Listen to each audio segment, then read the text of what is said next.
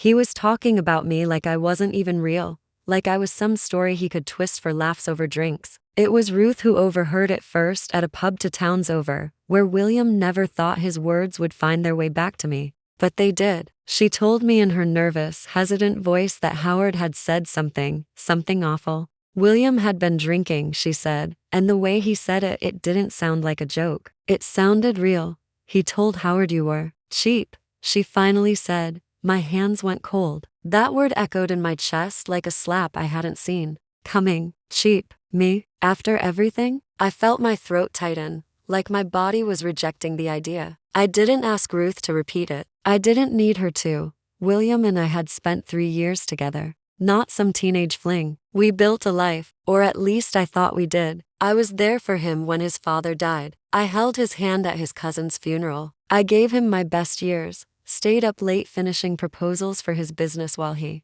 slept. I never once made him feel small, even when he deserved to. And now I was just cheap.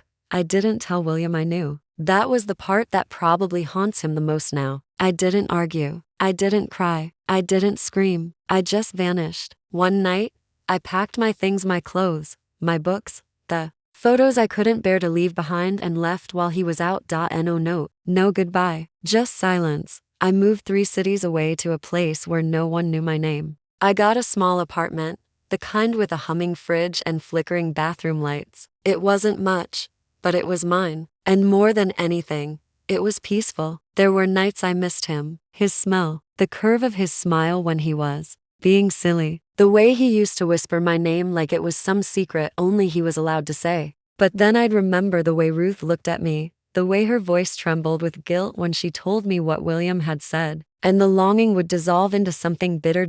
It took him 3 weeks to notice I was gone. I know this because Ruth told me he called her in a panic when he got home to find my side of the closet empty and the picture frames bare. He kept calling her for days after, asking if she'd heard from me. She lied and said no, she owed me that much. Howard, on the other hand, didn't care. He was the kind of man who laughed too loudly at things that weren't funny, especially when they involved making someone else small. William laughed with him that night. I guess that says more than anything else ever could. A month passed. Then it became a year. I had started to rebuild my life slowly, quietly. I got a job at a bookstore, made new friends. I even let myself laugh again, without guilt. And yet, there was always a shadow of him somewhere in the background. A thought, a ghost. Then one day, a letter came. No name on the envelope, just my new address, scribbled in shaky handwriting. I opened it with cautious fingers,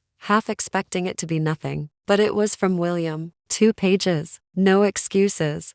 Just words drenched in regret. He said he was drunk that night. That he was trying to impress Howard, the worst kind of friend. He said he didn't mean it. That it wasn't true. That I was the best thing that ever happened to him and he knew he didn't deserve forgiveness. But he hoped I'd read the letter. Anyway, I did read it 3 times. Then I folded it up and tucked it into the back of a drawer I never open. Because some things, once broken, don't need fixing. Some doors stay shut for a reason. It was a rainy evening when Ruth called me again, her voice coated in hesitation, like she wasn't sure if she had the right to reach out. We hadn't spoken in nearly 4 months, not out of anger, just distance. She said my name softly, like she thought it might break me. Gwen, she breathed. I just thought you should know. He's not okay. I didn't ask who she meant. I already knew.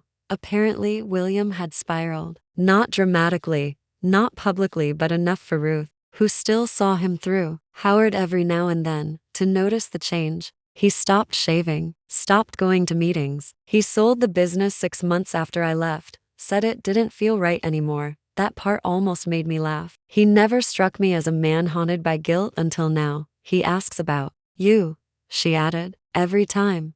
I didn't respond right away. I sat on the floor of my apartment, looking out the window at the street below. People walking fast under umbrellas, horns echoing, life moving on. He should stop, I finally said. Ruth was quiet, maybe expecting more, but there wasn't more to give. Later that week, I ran into someone from the past. Not someone close, just a ghost of my former life, an old coworker of William's who used to flirt with every woman who walked into a room. I spotted him in a cafe, and before I could duck out, he saw me. Gwendolyn? He asked, blinking like he wasn't sure. I was real. I smiled politely, hoping it wouldn't lead to anything. Wow, I haven't seen you since. Well, since you and William. There it was again. That name. The thread no one could seem to stop pulling. He's not the same, you know, he said, unprompted. He changed. You really did a number on him. That phrase made me wince. I did a number on him? I just nodded, not wanting to argue.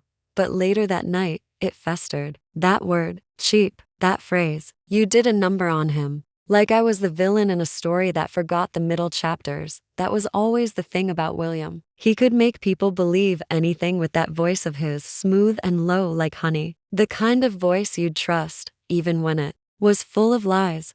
I thought about writing him back, not to reconcile, just to clear the fog he seemed so desperate to live in. But then I thought, what if he wanted that fog? What if guilt was the only thing left tying him to me? I threw the idea away.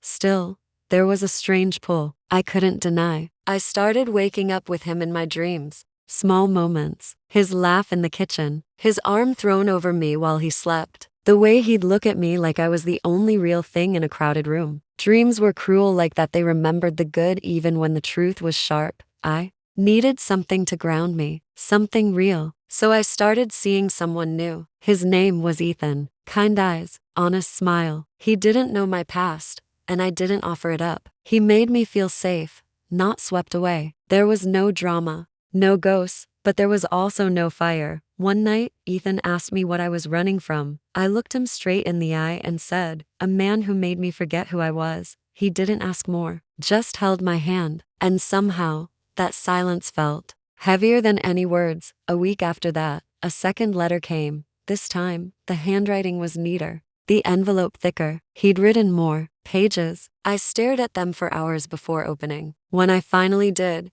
it began with, I know why you left, and I'm not writing to pull you back. I just want you to know something you deserve to hear out loud. That's all it took to split me open again. The pages smelled faintly like his old cologne, that deep, musky kind of scent he used to wear when we'd go out for dinner or to his firm's late-night gatherings. Just one whiff and it felt like he was standing behind me again. But it wasn't a romantic feeling, it was unsettling. Too many memories tied to it now. Too many cracks hidden under that charm. His letter didn't beg. He didn't ask me to come back. But every line bled with something worse than desperation, remorse. It was like he finally understood the weight of what he said, not just the words, but what they meant about the way he saw me.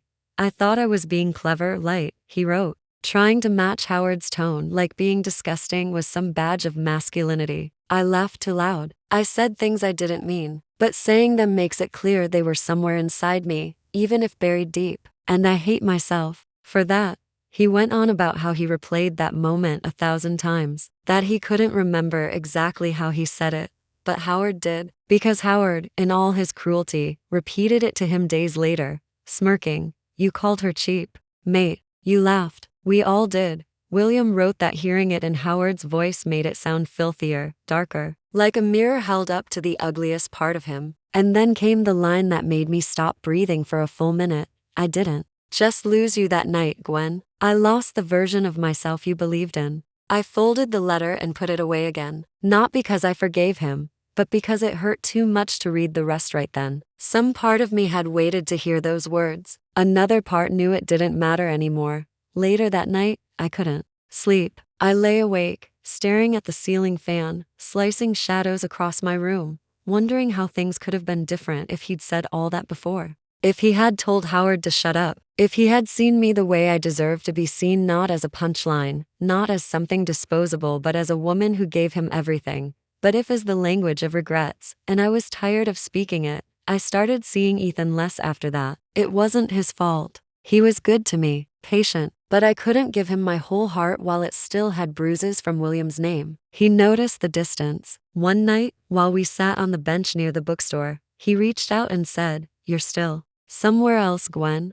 I didn't deny it. I just leaned into his shoulder and whispered, "I'm sorry. We didn't break up that night, but we both knew it was coming." A few weeks passed, and Ruth messaged me again. "You'll never guess what happened," she wrote. Apparently, William finally cut ties with Howard. A public fallout at some investor dinner, no less. Howard made another one of his tasteless jokes, this time about someone else's wife, and William stood up and told him to shut his damn mouth. The whole room went quiet. Then he walked out, left his drink behind, and never looked back. Ruth said she'd never seen him so sure of anything. But here's the thing, people always find clarity after they lose what mattered. William was becoming the man I always hoped he'd be, but without me, and strangely, that realization brought a bitter kind of peace. The bookstore had become my sanctuary, shelves towering like silent guardians, rows of untouched spines whispering stories I hadn't lived. I spent more time there than I needed to, working extra hours,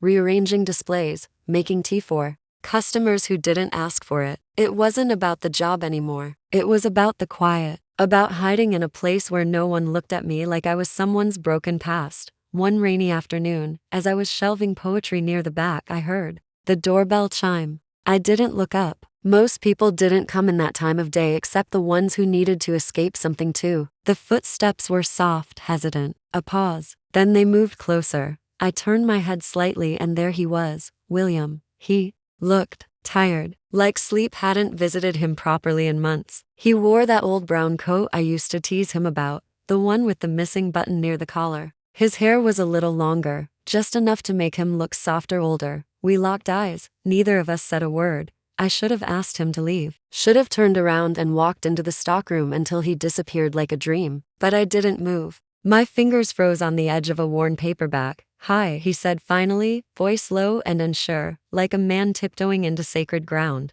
"Why are you here?" I asked, quieter than I meant to. "I needed to see you." "For what?" He swallowed. "I don't know if I deserve to ask for anything. I've tried letters, silence, distance. None of it made the guilt go away." I folded my arms. "You think guilt is something you just shake off?" "No," he said quickly. "I think it's something you live with, every day. And I have. But I also think it's something you can grow through." The rain beat harder against the windows. Behind him, a little girl tugged her mother's hand toward the picture books. Normalcy continued around us, but for me, the room had frozen. "You ruined me for a long time, William," I said, my throat raw. "You made me question everything about myself. You laughed at me like I was nothing." He didn't deny it. He didn't explain. He just nodded, eyes down. "I was weak," he said, "and scared, and stupid. And I thought that if I could act like I didn't care, it would hurt less when I realized I didn't deserve you." I hated how much those words made something twist inside me. He continued. "I let Howard shape how I spoke, how I thought, because it was easier than admitting I was the smaller man." I stared at him, searching his face for the old cracks, the ones he used to hide behind charm and ambition. But they weren't there. He wasn't performing. He wasn't trying to win me back. He was just here, honest, raw, and maybe for the first time in years, real. "Do you want something from me?" I asked, softer now. "No," he said, "just to tell you what I couldn't back then." He reached into his coat and pulled out a small envelope. "This isn't another letter. It's a photo." He handed it to me, careful not to touch my fingers. I opened it. It was a picture of the two of us, from a vacation we took in Italy. I had forgotten we even took it. I was laughing genuinely, my head tilted back. He was watching me, not the camera. His arm was around my waist. We looked happy. "I keep this with me," he said, "to remind myself who I lost, and why." The silence between us filled with 1,000 things we couldn't say, but there was no pressure, no ask, no hope dangling on a string, just truth. He nodded once, turned, and walked out into the rain, and I stood there, holding the past in my hands, unsure whether I wanted to burn it or frame it. That night, I barely slept. I laid the photo on my nightstand, staring at it like it might explain something I hadn't yet figured out. We looked so alive in that image. Not perfect, not staged, just real. There were no lies in that moment. No bitter laughs behind my back. Just us. Before everything went sour. Before his ego needed applause more than my love. I kept thinking about what he said about guilt not being something you shake off but something you live with. I wondered if he was really living with it, or just trying to pass it on. Even when people say they don't want anything, there's always something beneath the words. A second meaning, a hope they're afraid to say out loud. Still, something inside me had shifted. I hadn't thought about forgiving him. Not truly. I thought I'd buried all of that under new people, new routines, new skin. But seeing him like that weathered, quieter made me realize I hadn't buried it. I'd just built my life around the pain like a crooked fence around a burned out house. The next morning, I found myself walking to Ruth's place before work. She answered in her robe, hair wild, coffee in hand. Gwen. She blinked.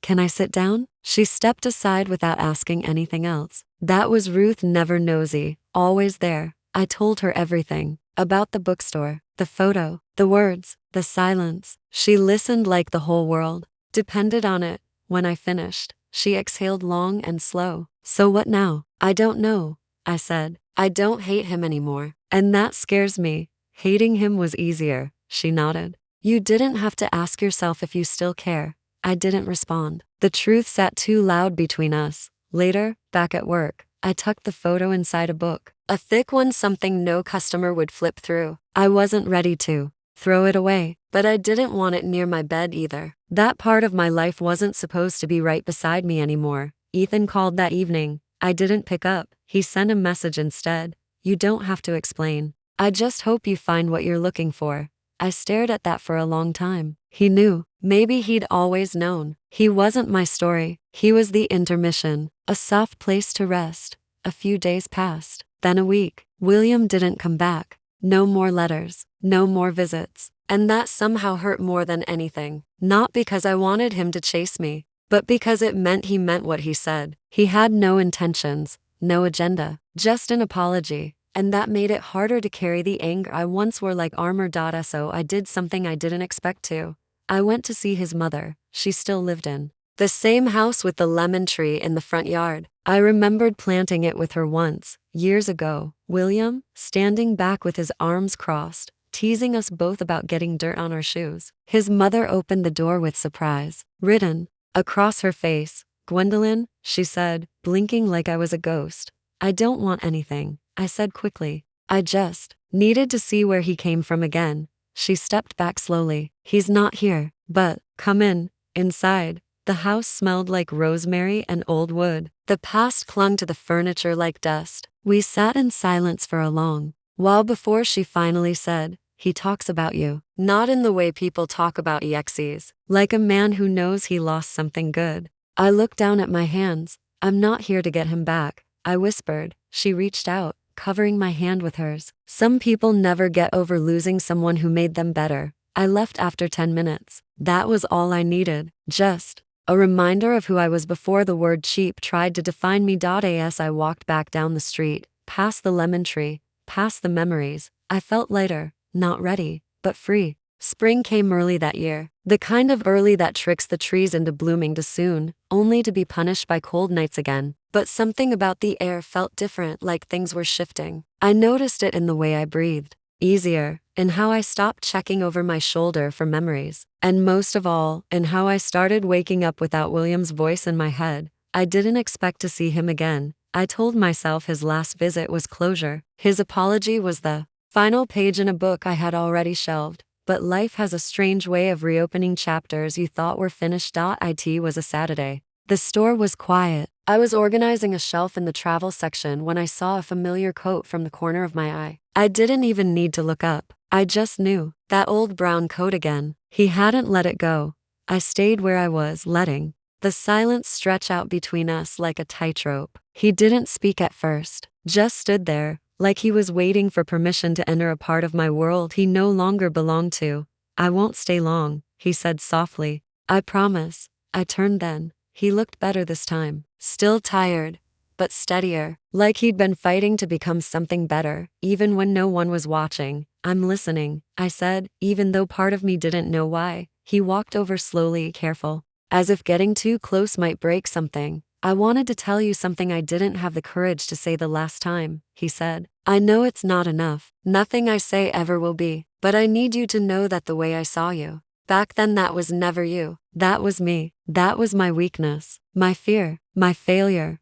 My throat tightened. He kept going. You were never cheap, Gwen. You were extraordinary. You gave everything, and I treated it like it was replaceable. But I've tried. I've dated. I've distracted myself. And all it did was show me what I destroyed. He reached into his pocket and pulled out something wrapped in a napkin. I frowned. He handed it to me slowly. Inside was the missing button from his coat. I found it in the old apartment. Fell between the floorboards. I was going to throw the coat away, but I couldn't. I guess part of me hoped you'd find it funny, that I never fixed it. A laugh escaped my lips before I could stop it. Just a small one, but real. He smiled. I missed that sound. I looked down at the button in my hand. Something so small, so meaningless. And yet, in that moment, it felt like everything we used to be was wrapped up in it, messy, broken, familiar. I'm not the same woman anymore. William, I said quietly. I know, he said. And I'm not the same man. We stood there, two changed people in the same skin, both carrying scars from a life we once shared. I don't want to ask for anything, he said, voice steadier now. But if you ever wanted to sit down, talk, just talk, I'd like that.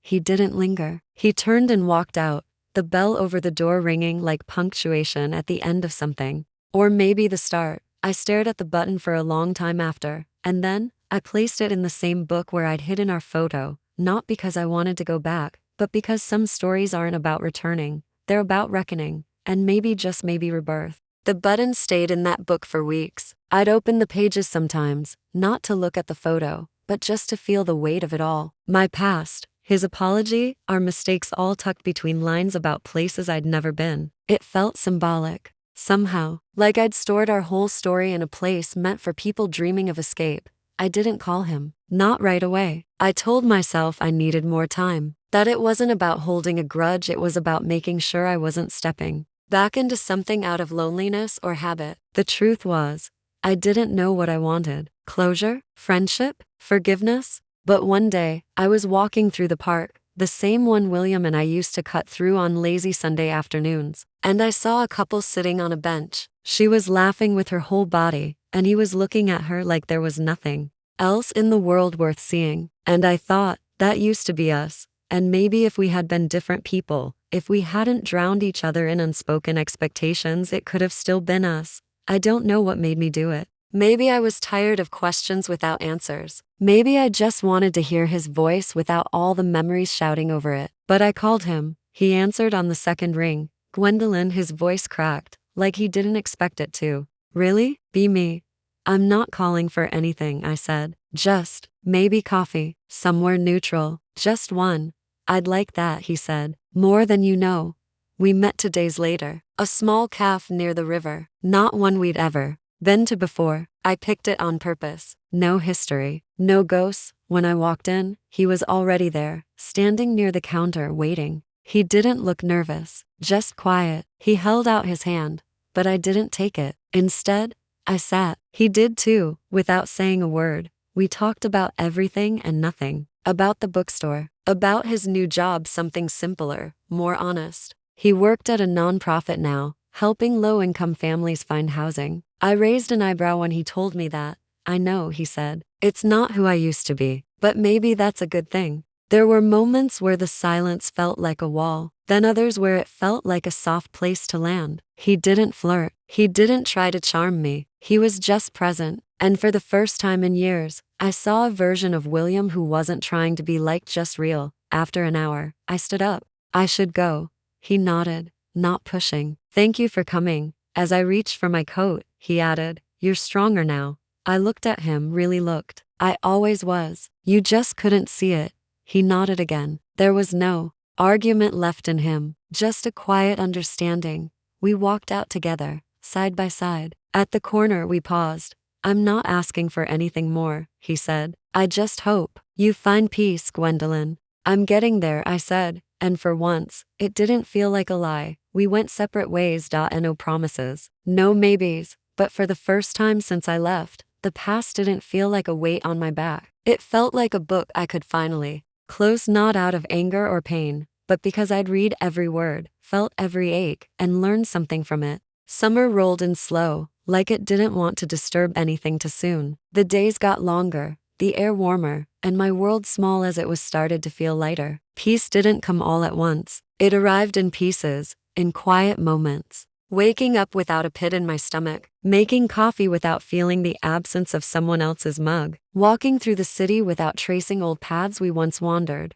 William didn't reach out again, and neither did I. We had said what needed to be said. Everything else, I think, would have only undone the careful stillness we built. There's a kind of love that exists beyond romance, beyond forgiveness even. A love made up of knowing someone to their bones and still choosing to walk away. That was us in the end. Not unfinished, just complete in a different way. Ruth visited often now. She'd drop by the bookstore with pastries, and her laugh, the one that always sounded like it came from the bottom of her lungs. She was still with Howard somehow. I didn't ask questions about that. She didn't offer explanations. We both knew there were parts of our lives we couldn't clean up for each other. Do you ever think about him? She asked me once, while we sat outside eating cherry tarts. I think about who we were, I said, and who I let myself become around him. And now, I don't belong in that version of myself anymore. She nodded like she understood. Maybe she did. Maybe she didn't. It didn't matter. That evening, I went home and pulled the book off the shelf, the one with the photo and the button inside. I opened it carefully. I looked at our faces again, frozen in a moment when we were young and full of hope. There was pain stitched between the pixels now, but also clarity. He didn't ruin me. Not really. He wounded me, yes, made me question my worth, made me walk away from the person I was. But he also forced me to find something I never thought I'd have again, myself. I placed the button in a small tin box with a few old keepsakes, not because I wanted to keep it forever, but because it deserved somewhere quiet to rest. A chapter closed. A bruise that had finally faded. As for the photo, I burned it, not out of anger, but to let go. The flames curled its edges slowly, eating through our smiles, our locked hands, our sunlight. When it was gone, I felt something loosen inside my chest. Not grief, not regret, just space. And into that space, I let in something new. I started writing again, just little stories, nothing grand. But in each one, there was a woman who left, a woman who stayed true to herself, a woman who got hurt and still stood tall, not a victim, not a shadow, whole. A few months later, I saw William again, not in person, just in a newspaper article someone left at the bookstore. There he was at a housing conference, speaking on a panel. He looked good, different, like a man who had learned the hard way what mattered and what didn't. I smiled and turned the page, because I was finally ready for what came next, not with him, but with me, and that was the real ending. The end.